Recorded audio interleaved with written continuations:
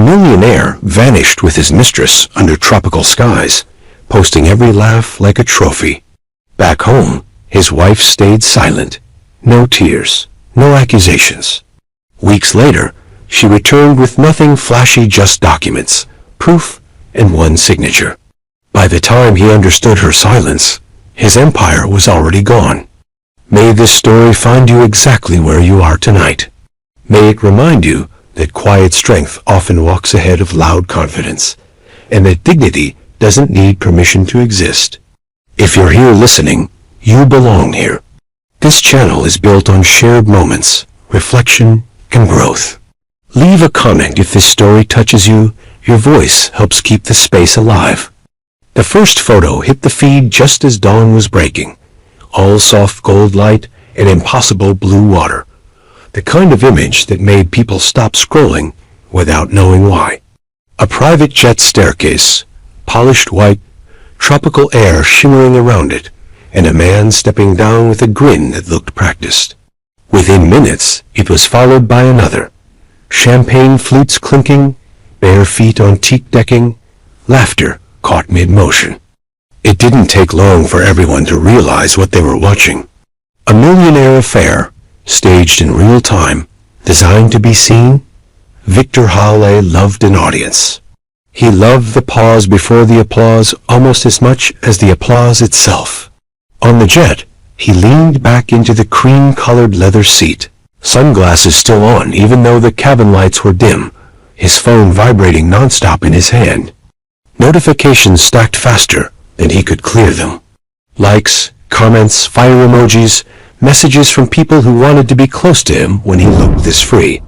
Beside him, Lila crossed her legs slowly, deliberately, her dress light and expensive, the kind of fabric that moved even when she didn't. She laughed at something he half heard, her hand already on his arm, already claiming space. "Post the one from the stairs," she said, tilting her phone toward him. The light was perfect. Victor smirked. "They'll see it all eventually." He didn't say her name in the captions. He didn't need to. The story told itself. Luxury betrayal wrapped in palm trees and sunlight, a life unburdened, a man who had finally stopped pretending. Every image was proof of movement, of escape, of a future that didn't include the woman he had left behind. Thousands of miles away, the house was quiet in a way that felt intentional.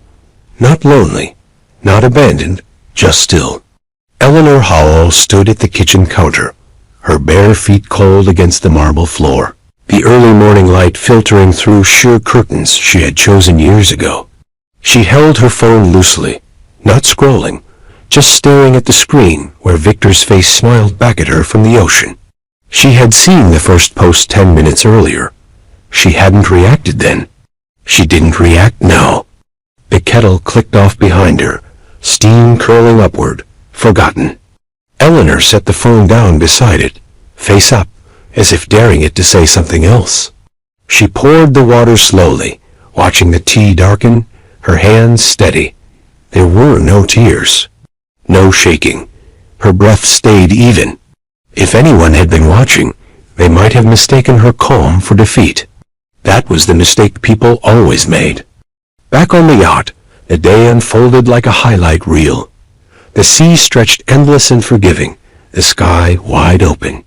Victor stood at the rail, one arm around Lila's waist, her hair whipping in the wind as she leaned into him. Someone snapped a candid shot, and it was perfect. Too perfect. He reposted it without thinking, adding a caption that felt clever in the moment. Moving forward. No looking back. The comments exploded. Public humiliation disguised as confidence, though Victor didn't see it that way. To him, it was a declaration. He had chosen himself.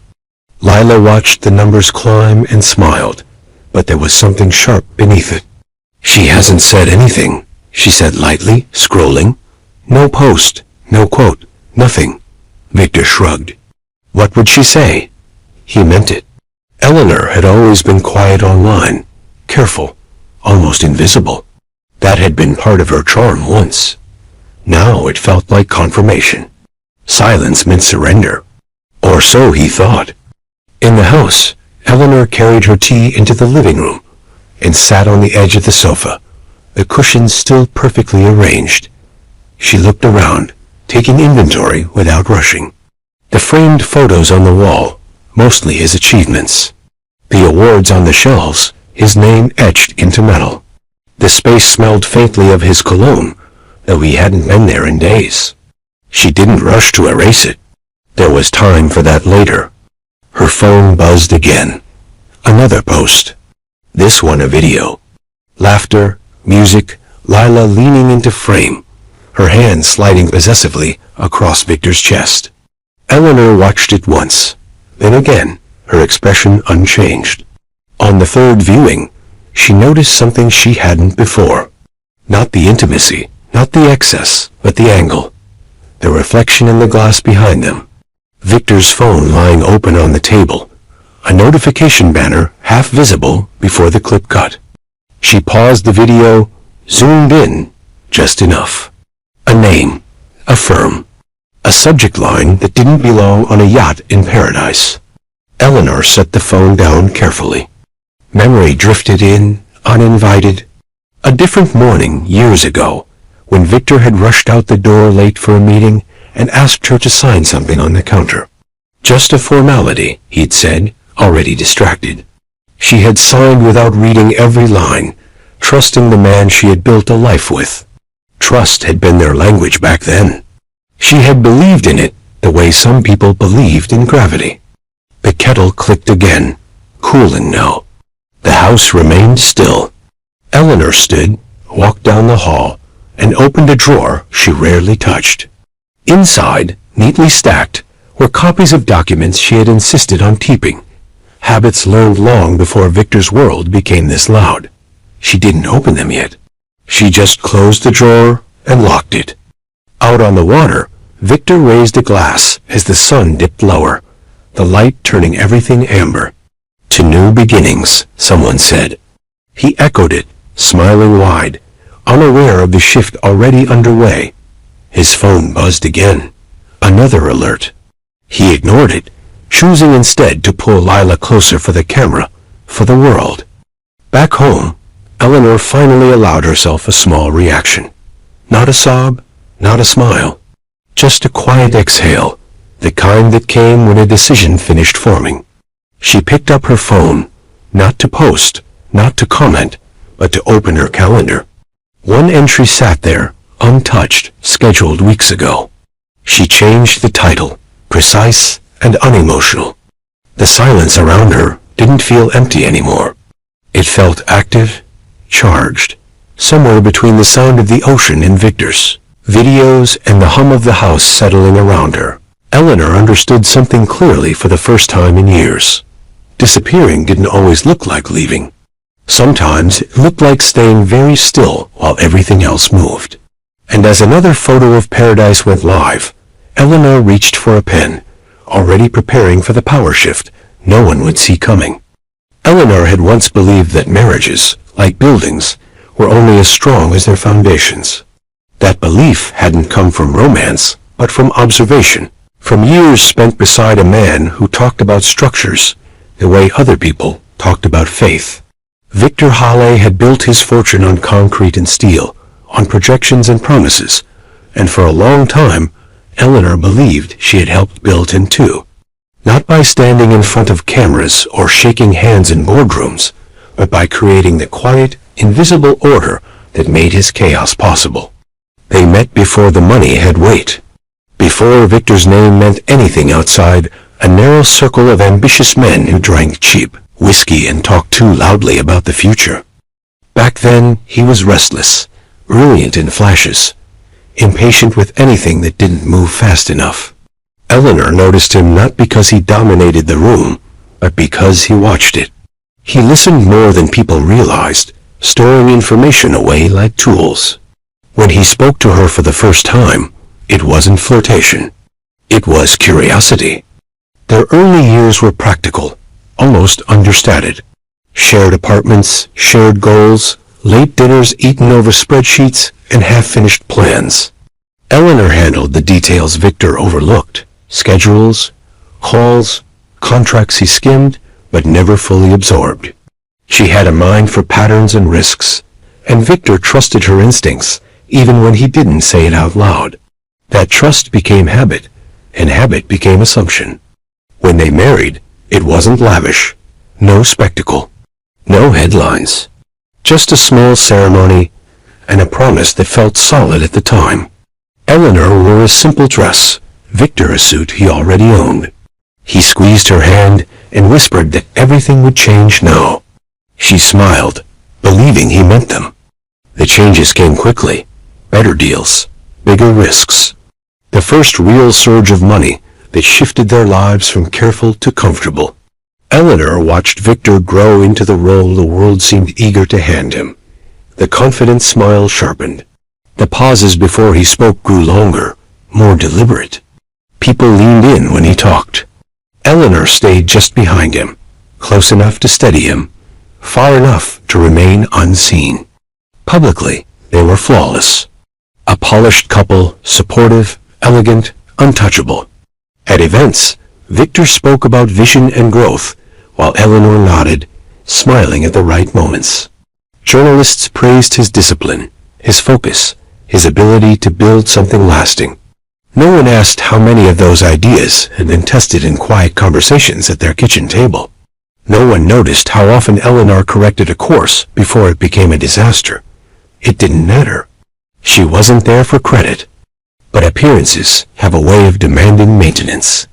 As Victor's empire expanded, so did the distance between them. Travel became constant. Meetings replaced meals. Conversations turned transactional, efficient. Eleanor noticed it first in the small things. The way Victor checked his phone while she spoke. The way he no longer asked her opinion unless a problem had already escalated.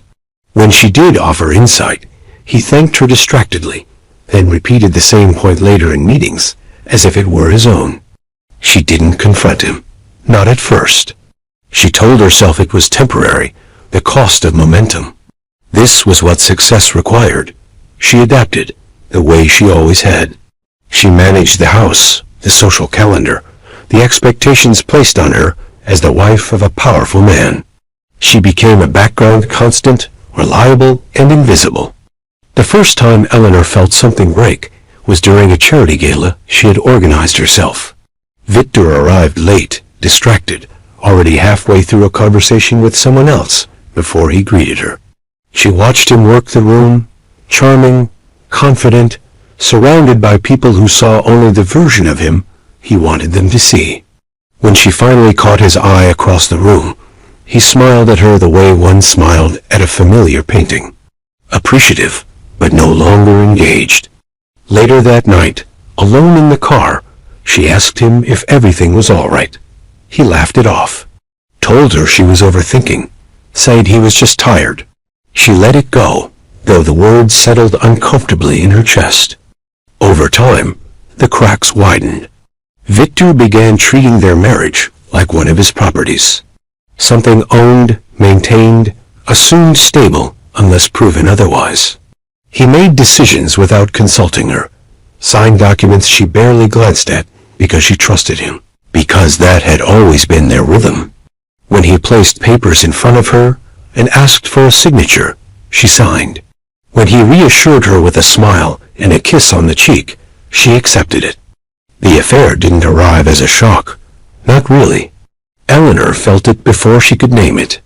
The subtle shift in Victor's attention, the new urgency in his schedule, the way he spoke about reinvention and freedom with a brightness that didn't include her. She noticed unfamiliar perfume on his jacket once. Then again, she said nothing. Silence had become her second language. Friends hinted gently, testing the waters. Eleanor responded with calm deflections. She refused to become the woman people pitied. Instead, she observed. She paid attention. She remembered details Victor forgot she knew.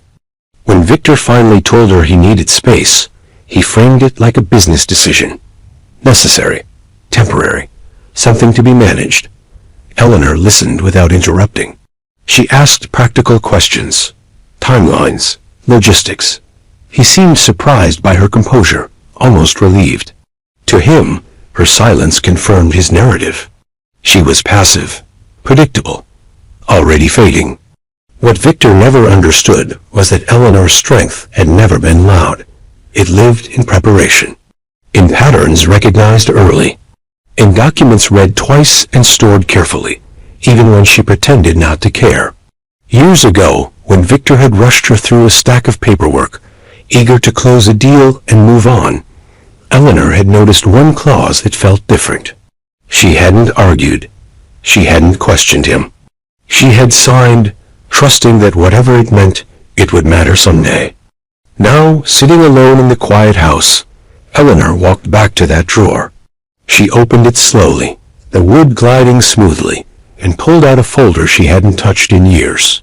Her name was on it, typed neatly, officially. She ran her fingers over the paper, not reading yet, just feeling the weight of it. The past clicked into place with a clarity that surprised her. Victor had built their marriage on appearances, on the belief that stability meant silence and loyalty meant compliance. He had mistaken Eleanor's calm for weakness, her restraint for absence. As she closed the folder and slid it back into the drawer, Eleanor understood something he never had. A marriage built on appearances could be undone the same way. And this time, she wouldn't warn him before the ground shifted. Before we go any further, let me ask you something. If you were in her place, would you stay quiet or confront him right away? Drop your thoughts in the comments. Give this story a score from 0 to 10 so far. And don't forget to like the video and subscribe. Your support helps these stories keep coming, and staying until the end really changes how everything feels. Paradise had a rhythm Victor understood instinctively. It moved slower than the cities he owned pieces of, but it demanded attention in the same way. Every sunrise felt staged, every sunset like an encore. On the island, time bent around pleasure, and Victor leaned into it without hesitation. The villa perched above the water was all glass and pale stone, designed to blur the line between indoors and out. From the terrace, the ocean looked close enough to touch, and at night, the sound of waves became a backdrop for everything else. This was the setting he had chosen deliberately. If he was going to rewrite his story, it would be somewhere that looked like freedom. Lila thrived here. She moved through the space as if it had been built for her, barefoot and confident, her laughter carrying easily in the open air. She changed outfits twice a day, each one lighter, brighter, more revealing than the last. Every moment became content. Breakfast by the pool. Afternoon drinks served by staff, who knew better than to speak unless spoken to. Evening dinners, where the table seemed to float above the sea. Victor watched her film, pose, edit, post, the process seamless, practiced. This wasn't just a vacation. It was a campaign. "Stand closer to the edge," she said once, adjusting his position with a hand on his shoulder. "The water looks insane from here." Victor complied, amused. He liked being directed when the result looked good. He liked the way strangers responded to him when he appeared this unburdened. The comments were immediate. People called him brave, inspiring, honest. Some criticized him openly, but those voices were drowned out by admiration and envy. He had learned long ago that attention, even negative, could be shaped if you held it long enough. At lunch, Victor scrolled through his phone, barely tasting the food. "Still nothing," he muttered. Lila glanced up. "Nothing?" "From Eleanor," he said, as if it were obvious. She didn't hide her reaction well enough. A flicker of irritation crossed her face before she smoothed it out. "Maybe she finally understands," she said lightly. "Not everyone needs closure." Victor nodded, though something in his chest tightened briefly. Eleanor's silence was louder here, in the space where everything echoed. Still, he refused to question it. He had built his life on momentum. Stopping to analyze discomfort felt like weakness. That afternoon, they took a boat out, just the two of them, and a crew trained to disappear into the background. The sun burned high, the water impossibly clear. Layla stretched out on the bow, her skin glowing, her smile effortless. Victor stood behind her, hands resting loosely at her waist, the wind tugging at his shirt. Someone snapped a photo from behind, framing them against the endless blue. It was perfect. Victor posted it without thinking, adding a caption that felt final. No more pretending. No more hiding. Within minutes, the reactions poured in. Messages from business partners asking if everything was okay. Old friends making jokes that weren't quite jokes. Victor dismissed them all. This was the cost of honesty, he told himself. Anyone uncomfortable with it would adjust or fall away. That night, they attended a private dinner hosted by another couple with more money than discretion. The table was crowded with people who smiled too quickly and laughed too loudly, all of them watching Victor with interest. A few asked questions about his marriage, phrased carefully, politely. Victor answered with practiced ease. "We grew apart," he said, lifting his glass. "It happens. Life moves on." Layla squeezed his hand under the table, triumphant. She enjoyed this part, the validation. Being seen not as a secret, but as a choice. Later, back at the villa, she leaned against the railing, phone in hand, scrolling through the latest posts. "You should post something stronger," she said. "Something that makes it clear." Victor looked at her. "Clear about what?" "About us," she said, meeting his gaze. "About the fact that you're done looking back." He hesitated, just for a second.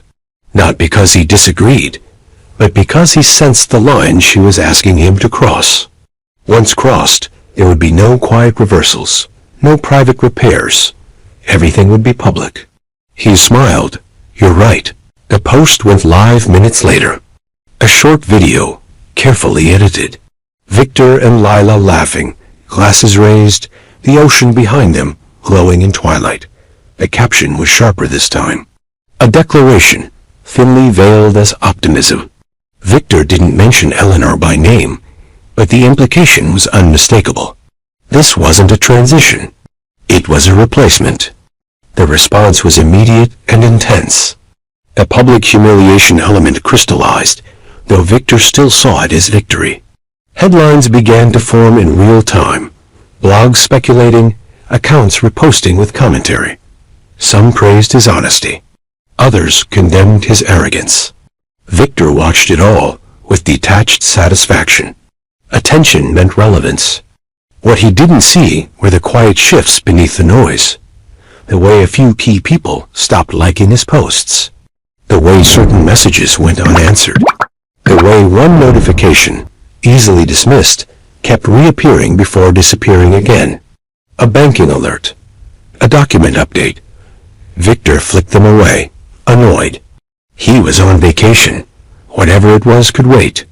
Leela noticed his distraction. "Don't let them pull you back into it," she said, kissing his shoulder. "This is our moment." He nodded, pulling her closer, choosing sensation over instinct. As the night deepened, Victor stood alone for a moment, looking out over the water. The lights from nearby villas shimmered like distant stars. Somewhere far away, a different kind of silence waited. He pushed the thought aside, telling himself it was jet lag, the unfamiliar stillness of paradise playing tricks on his mind. Back home, Eleanor sat at her desk, the house quiet around her. She watched the video once, expression unreadable, then turned off her phone. On the desk in front of her lay a single folder. Open now, documents neatly aligned. She read carefully, methodically, the way she always had. Outside, the city moved on, unaware. On the island, Victor lifted his glass again, laughing as Lila whispered something in his ear. He believed the performance was complete. He believed the audience had chosen a side. He didn't realize that somewhere between the ocean breeze and the glow of his screen, the power shift had already begun, invisible and irreversible, moving quietly while he applauded himself. Eleanor moved through the next few days with a precision that surprised even herself. There was no dramatic shift in her routine, no outward sign that anything had changed. She woke at the same hour, made the same coffee, answered the same messages that required answering. To anyone observing from the outside, she looked exactly as she always had, composed, practical, quietly efficient. What had changed lived beneath the surface, in the way her attention sharpened and her decisions narrowed into something deliberate. The house felt different now, though nothing in it had moved. Victor's absence no longer echoed. It settled. Eleanor found that she could hear herself think more clearly without the constant undercurrent of his presence, the subtle tension of anticipating his moods, his needs, his schedule. Silence, she realized, wasn't emptiness. It was space. And space could be used. Her first meeting took place in an office that didn't advertise its purpose. No sign on the door, no receptionist announcing names. Just a quiet room with a large table, neutral art on the walls, and a man who listened more than he spoke. He was older than Eleanor expected, with calm eyes and hands that rested flat on the table as if grounding him. She had met him once before, years ago, introduced as a precaution, someone Victor insisted they would never need. Eleanor slid the folder across the table without ceremony. "I want to understand exactly what this allows," she said. He opened it carefully, scanning the documents with the kind of focus that suggested he already knew what he would find. "You understand more than most," he said after a moment. "These structures were designed to be overlooked. They rely on assumption." Eleanor nodded. "Victor is very good at assuming." The man almost smiled. Almost. They talked for hours, not about revenge or confrontation, but about options, timelines, sequences, what could be done quietly and what would inevitably surface. Eleanor asked direct questions and listened without interrupting. There was no anger in her tone, no urgency. She treated it like a project that required patience and accuracy. When the meeting ended, she left with a clear sense of direction and a list of next steps written neatly in her notebook. Her second meeting was even quieter. A woman this time, younger, sharp-eyed, dressed simply. They met over coffee in a place Eleanor rarely visited, chosen specifically because it held no memories. The woman didn't waste time on pleasantries. "He hasn't noticed yet," Eleanor said. "He won't," the woman replied. "Not until it matters. That's the point." They discussed signatures, old clauses triggered by specific behaviors, the power of timing. Eleanor learned how easily things could be shifted if done correctly, how systems built on speed often failed to notice what moved slowly beneath them. She felt a strange calm settle over her as the pieces aligned. This wasn't chaos. It was order, reclaimed. At home, Eleanor reorganized without rushing. She gathered personal items, separating what was hers from what belonged to a life she no longer recognized. She didn't throw anything away. She cataloged. Photos went into boxes, not destroyed, just stored. She moved Victor's things into one room, closing the door gently behind her. The house began to feel like it belonged to her again, not as a symbol, but as a space she controlled. At night, she slept better than she had in months. There were no dreams of confrontation, no imagined speeches. When Victor's face appeared in her thoughts, it was distant, almost abstract. The emotional charge had drained away, replaced by focus. Eleanor understood now why silence unsettled him. He mistook reaction for relevance. Without it, he had nothing to push against. On the island, Victor continued his performance, unaware of the quiet recalibration happening back home. His phone buzzed more frequently now, messages piling up from people he trusted, asking questions he didn't want to answer. He skimmed them, dismissing the tension as jealousy or inconvenience. Lila noticed his distraction and responded the only way she knew how, by intensifying the spectacle. More photos, louder laughter, stronger captions. She believed attention could drown out consequence. Eleanor watched from a distance, no longer with pain, but with clarity. She saw patterns Victor couldn't, the overconfidence, the carelessness, the way he leaned into visibility At the exact moment discretion would have served him better. Every post he shared made her next steps easier, not harder. One evening, Eleanor sat at her desk and drafted a letter she had no intention of sending yet. It was brief, factual, unemotional. Names, dates, references. She read it twice and folded it neatly and placed it in an envelope. She didn't seal it. Some things, she knew, were more powerful when unfinished. There were moments when the weight of it pressed against her chest, when the years of loyalty and compromise surfaced unexpectedly. She allowed those moments to pass without judgment. They were part of the process, not obstacles to it. Eleanor wasn't erasing her past. She was contextualizing it. Her phone remained silent. She didn't post. She didn't comment. Friends who reached out received polite, non-committal responses. She let the world believe whatever it wanted. That, too, was part of the strategy. Silence created speculation. Speculation created distraction. Distraction bought time. By the end of the week, the groundwork was laid. Documents prepared. Calls made. Accounts reviewed. Nothing irreversible yet. Nothing that would alert Victor prematurely. Eleanor closed her notebook and leaned back in her chair, exhaling slowly. The feeling that settled over her wasn't triumph. It was readiness. Silence was not absence. It was movement without noise. And as Victor laughed under foreign stars, convinced he had escaped the gravity of his old life, Eleanor sat in the quiet she had claimed, waiting for the moment when stillness would turn into undeniable force.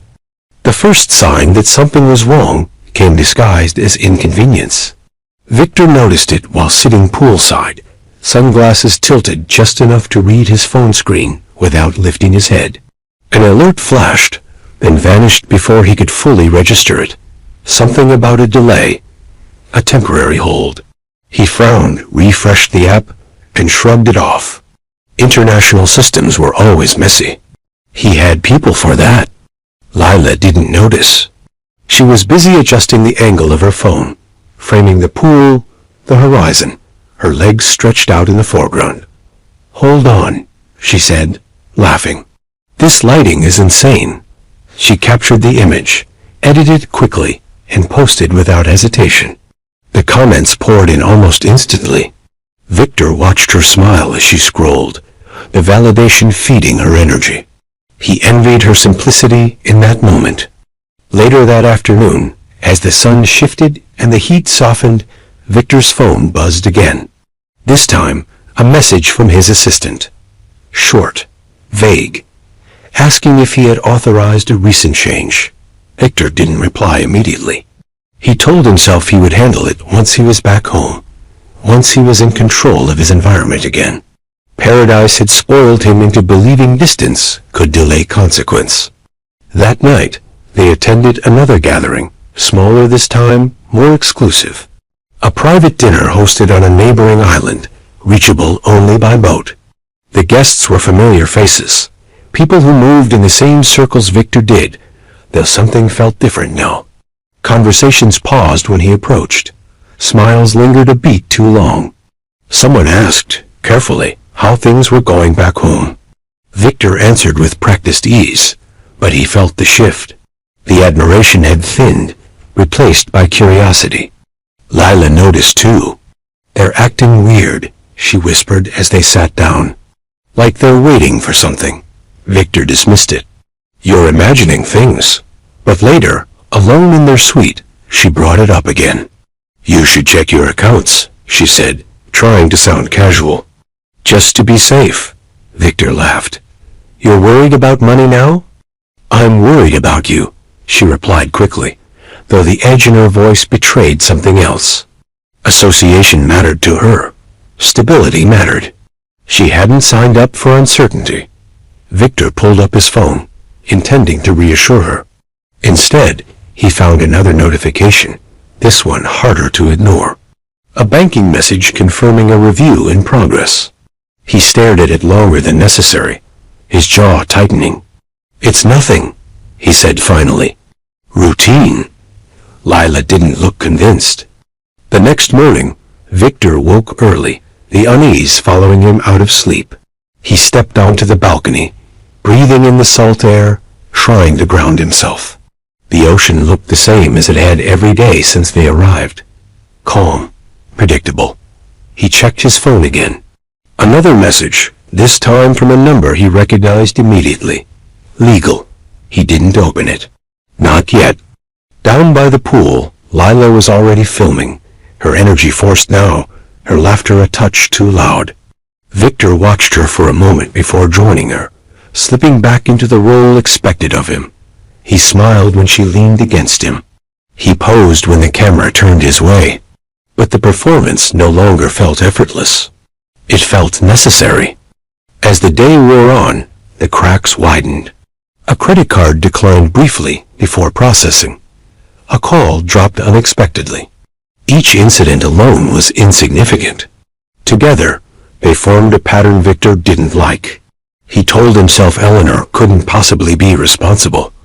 She wouldn't dare? How? She wouldn't dare. The thought comforted him, even as it betrayed his underestimation. That evening, Victor finally opened the legal message. He read it once, then again, slower. Terms, references, clauses he barely remembered signing. His name appeared, but not where he expected it. He felt a flicker of irritation, quickly smothered. Lawyers exaggerated. This was their way of justifying their fees. Lila watched him closely. "What is it?" she asked. "Nothing," he replied too quickly. She didn't push, but the silence between them stretched. For the first time since they arrived, they slept back to back, a subtle distance that spoke volumes. Back home, Eleanor sat in a quiet office, listening as another confirmation came through. Everything was proceeding exactly as planned. No alarms yet. No resistance. She thanked the person on the other end of the call and hung up, her expression unreadable. The system was responding to her adjustments, like a machine finally receiving the correct instructions. She allowed herself a small smile, fleeting and controlled, not out of satisfaction, but recognition. Victor was beginning to feel the shift. He just didn't know where it was coming from yet. On the island, Victor stood alone again, staring at his phone as another notification appeared. This one didn't disappear. He exhaled slowly, the first real crack in his confidence forming. Paradise, he realized, was only perfect when nothing followed you there. And whatever Eleanor had set in motion, it was catching up faster than he expected. The flight home felt longer than the one out, even though the route was the same.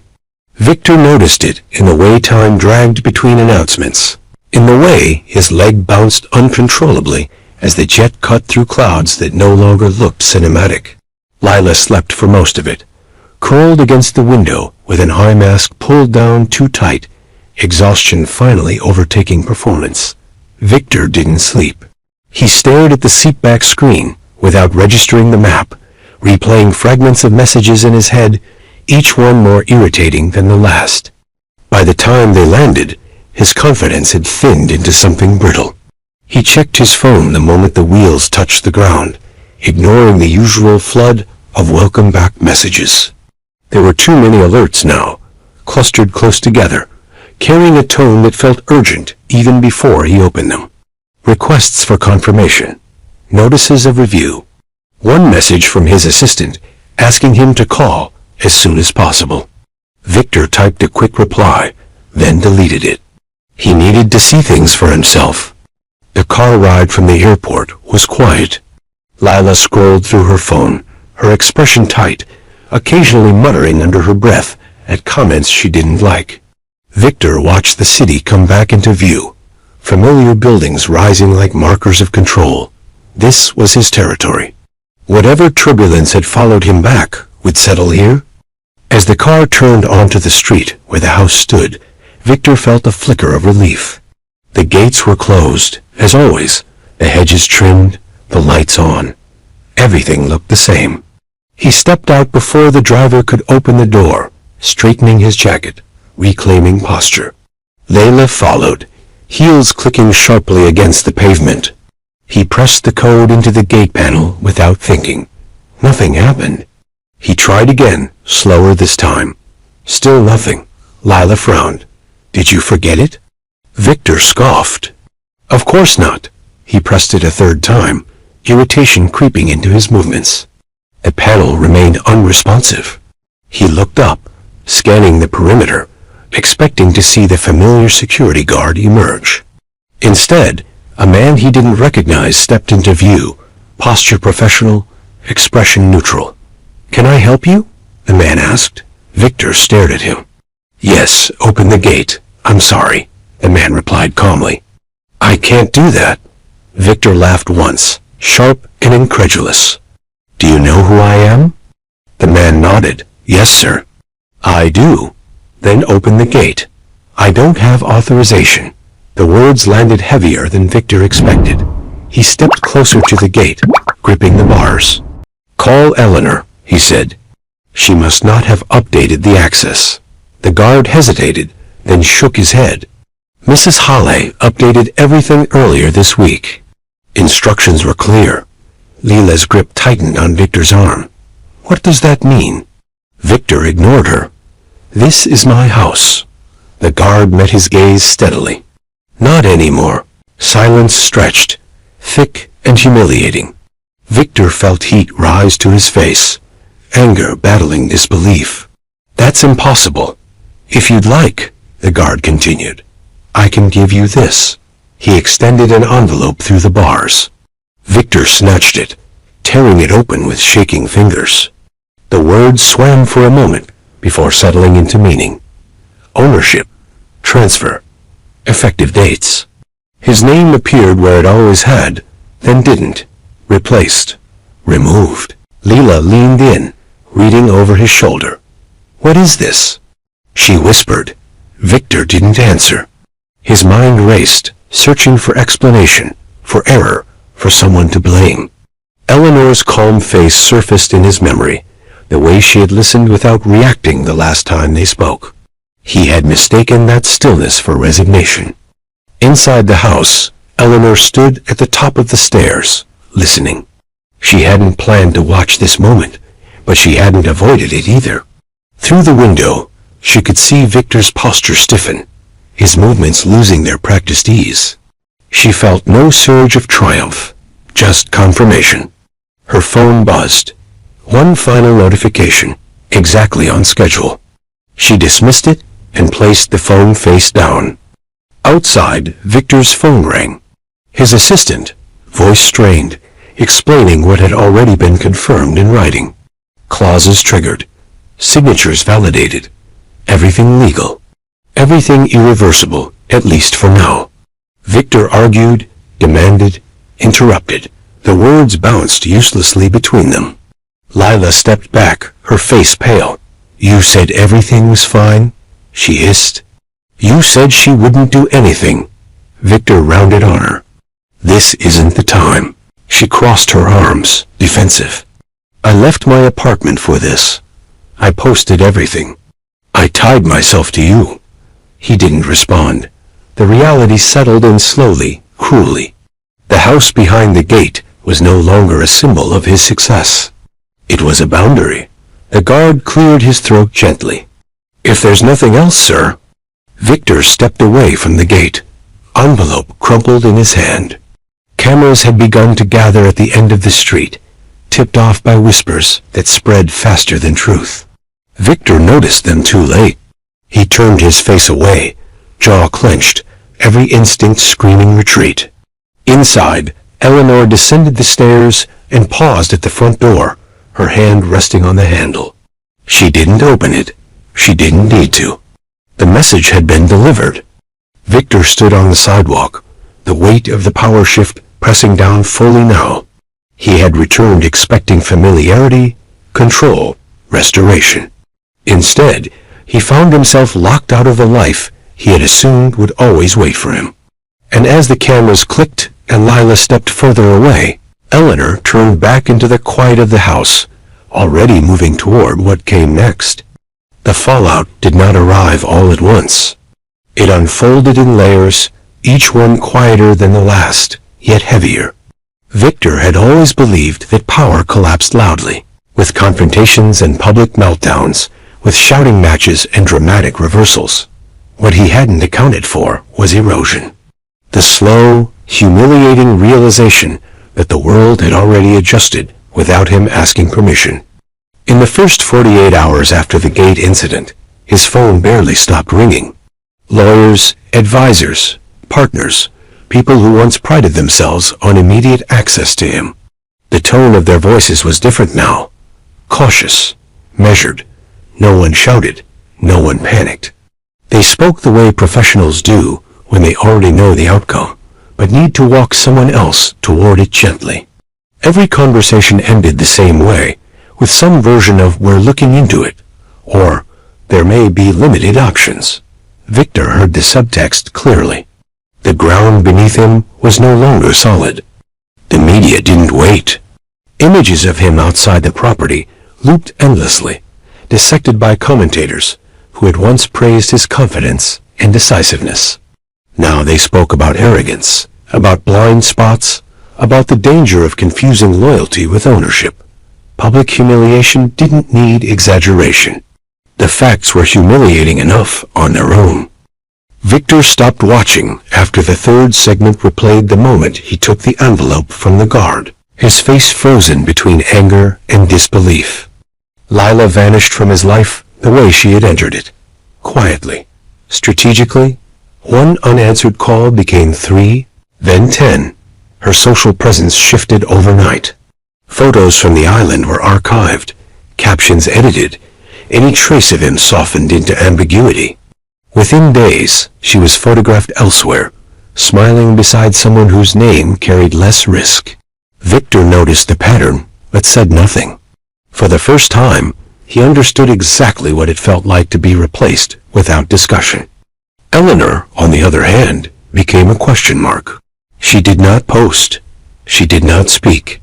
She did not acknowledge the spectacle unfolding outside the walls of the house that was now legally hers.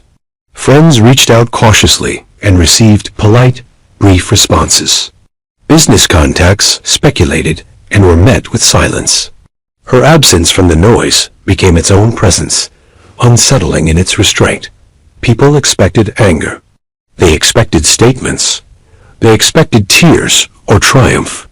Eleanor offered none of it. The meeting Victor finally requested took place a week later. He chose the location, a neutral office far from either of their usual environments, hoping the familiarity of professionalism would steady him. He arrived early, pacing the length of the room, rehearsing explanations that no longer felt convincing. When Eleanor arrived, she did so alone, without entourage or drama. She looked rested, clear-eyed, grounded in a way Victor hadn't seen in years. They sat across from each other, the table between them polished and cold. For a moment, neither spoke. Victor broke first, irritation bleeding through control. "You blindsided me," he said. "You knew exactly how this would play out." Eleanor listened without interrupting, her hands folded loosely in front of her. "I knew how it would end," she said calmly. "The rest was your choice." "That's not fair," Victor snapped. "You never told me you were planning this." "I didn't plan," she corrected gently. "I prepared. Long before you gave me a reason to act." He shook his head, frustration mounting. "You could have talked to me. You could have asked." "I did," Eleanor replied. "For years. You just didn't hear me." The words landed heavier than he expected. Victor leaned back, running a hand through his hair, searching for an angle that still belonged to him. "You've turned everyone against me." Eleanor's expression didn't change. "No. I stepped aside and let them see you without me smoothing the edges." She slid a folder across the table. Victor hesitated before opening it, already sensing the weight inside. Documents, confirmations, timelines, everything methodical, everything legal. His name appeared in places he recognized, absent where he assumed it would always be. The realization tightened in his chest. This wasn't impulsive. This was meticulous. "You thought I wouldn't notice," he said quietly. I knew you wouldn't, Eleanor answered. You were busy performing. He looked up sharply. That's what you think this was? A performance? Yes, she said without hesitation. For them, for her, for yourself. But not for me. Silence stretched between them again, dense and final. Victor felt something unfamiliar settle over him. Not rage, not panic, recognition. He had mistaken Eleanor's calm for compliance for so long that he no longer knew how to respond to her authority when it surfaced. What do you want? He asked finally, voice stripped of bravado. Eleanor considered him carefully. What I want isn't relevant anymore. What matters is what I'm no longer willing to give. She explained the terms without cruelty, outlining options he didn't like but could survive. She wasn't dismantling him completely. She was rebalancing a system that had favored him by default. Victor listened, the weight of it pressing in slowly. There was no space for negotiation, only acceptance. When the meeting ended, Eleanor stood first, gathering her things with the same quiet efficiency she had always possessed. Victor remained seated, staring at the folder in front of him, understanding at last that the true power shift had already occurred long before he stood outside those gates. This isn't revenge, Eleanor said before leaving. It's resolution. She walked out without looking back. Outside, the city moved on, indifferent. Eleanor paused briefly on the sidewalk, feeling the air fill her lungs. Her phone vibrated once. A confirmation message. The final step was ready. She didn't open it yet. There was no urgency. For the first time in years, everything was exactly where it needed to be. The victory had never been about spectacle. It had been about control, reclaimed quietly, completely, and on her terms. The day Eleanor chose to end everything did not feel monumental at first. There were no nerves, no racing thoughts, no sense of standing at the edge of something dangerous. Instead, there was a strange steadiness, a calm that settled into her bones the moment she opened her eyes. Morning light filtered softly through the curtains, tracing familiar shapes along the walls of the house she now occupied fully, honestly, without the quiet tension that had once lived in every corner. She lay there for a moment longer than usual, listening to the muted sounds of the city waking up, and realized that for the first time in years, nothing was pulling at her attention. She moved through her routine without rushing. Coffee brewed, water boiled. The simple domestic sounds felt grounding rather than repetitive. Eleanor stood at the counter, hands wrapped around her mug, watching steam rise and disappear, thinking about how often her life had felt like that vapor. Present, useful, and then gone without acknowledgement. The thought didn't sting anymore. It felt resolved, like a sentence finally finished after too many commas. She dressed carefully, not to impress, not to armor herself, but to feel aligned. Neutral colors, clean lines. Clothes that belonged to her, not to the role she once played. When she stepped outside, the street greeted her with indifference, and she welcomed it. No cameras lingered, no neighbors whispered. The spectacle had already consumed itself, leaving behind only quiet curiosity and fading headlines. Eleanor preferred this version of the aftermath. It matched her ending.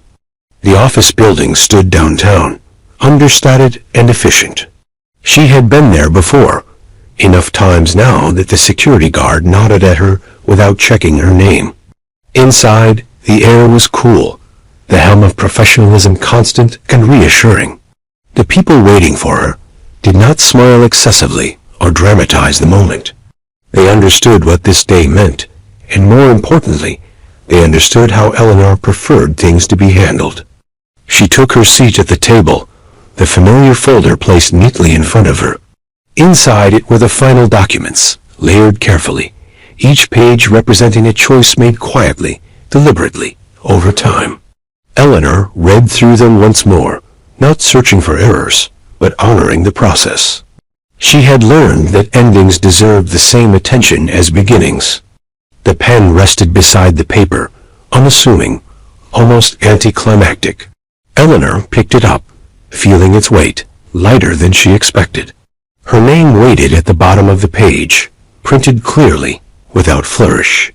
She paused, not because she doubted herself, but because she allowed herself one honest moment of reflection, not about Victor, not about betrayal, but about endurance.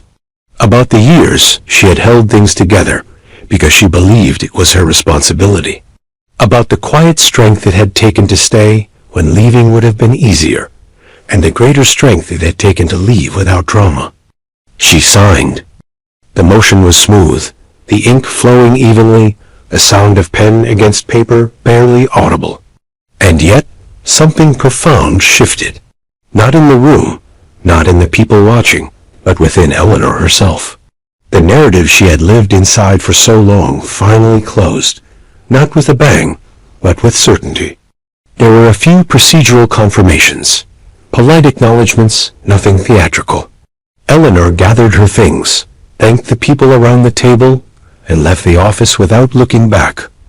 Outside, the city had fully woken now. Traffic moved, people hurried.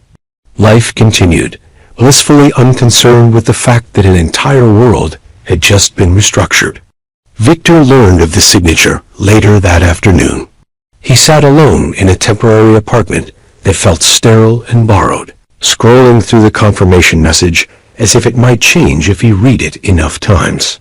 There was no anger left to summon, no disbelief sharp enough to cling to, only clarity. The silence Eleanor had wielded so effectively now made sense to him, painfully so. She hadn't been waiting for him to return. She had been waiting for herself to be done. He considered calling her, fingers hovering over her name. He imagined what he might say, how he might frame the conversation as mutual, civilized, reasonable. But the truth pressed in quickly. There was nothing left to discuss. Eleanor hadn't shut him out. She had moved on, and he had arrived too late to matter. For Eleanor, the rest of the day unfolded gently. She walked through the city without purpose, allowing herself to exist without managing outcomes. She stopped at a small cafe she had passed countless times and never entered, ordered tea, and sat near the window watching people drift in and out of view. No one recognized her. No one needed to. The anonymity felt like freedom. Messages arrived throughout the afternoon, subtle and respectful. People who understood power recognized it when it shifted. Eleanor responded selectively, kindly, without triumph. She wasn't interested in alliances built on spectacle or sympathy. She valued steadiness now, and the quiet respect that came with it. That evening, she returned home and opened the windows, letting fresh air move freely through rooms that finally felt truthful. She entered the last room that still held Victor's belongings and began packing them carefully. There was no resentment in her movements. Each object placed into a box was an act of release, not erasure. She labeled everything neatly, preparing to send it on, not as a gesture of spite, but closure. As night settled, Eleanor stepped onto the balcony and watched the city lights flicker on, one by one. Somewhere, people were still talking about the scandal, the millionaire affair, the public humiliation. Others were already forgetting it, moving on to the next spectacle. Eleanor accepted both realities with ease. Her story no longer depended on who paid attention. She thought briefly of the woman she had been at the beginning of this marriage. Loyal, patient, quiet. She smiled, not with regret, but with compassion. That woman had done what she needed to do to survive. This version of Eleanor was here to live. The world, she realized, wasn't defined by betrayal or revenge. It was shaped by boundaries, by decisions made when no one was watching, by the courage to choose dignity over noise. Eleanor closed the balcony door behind her, turned off the lights, and went to bed without fear of what tomorrow might demand. The signature had rewritten everything, not just legally, but internally. And as sleep came easily, Eleanor knew, with a certainty she had never felt before, that her silence had not only protected her, it had set her free.